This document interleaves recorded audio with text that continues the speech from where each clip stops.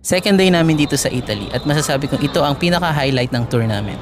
Ito yung araw na hindi namin nagawa yung buong itinerary namin. We almost call it a day pero naisip namin sayang naman yung araw.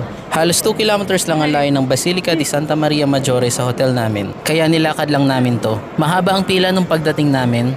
Marami rin talagang gustong bumisita sa puntod ni St. Francis. Mabilis naman ang usad ng pila kaya before 6 PM nakapasok na kami sa loob ng Basilica. Habang nakapila kami, merong sumigaw, "The Pope is coming!" Kaya yun tuloy, nagtakbuhan yung mga tao.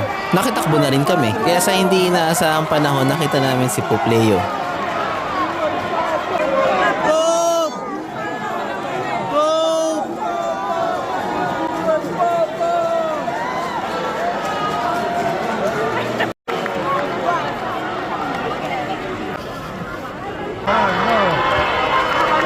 Dumalaw din si Pope Leo sa puntod ni Pope Francis. Umalis din kaagad si Pope Leo at bumalik na rin kami ulit sa pila para sa puntod ni Pope Francis. Tapos na yung visiting hours ng Basilica nung paglabas namin.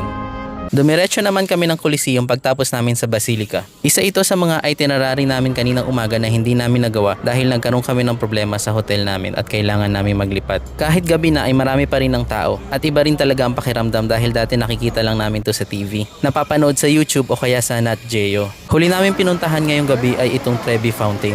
Tama nga yung mga napapanood namin, punong-puno ng tao yung paligid nitong fountain.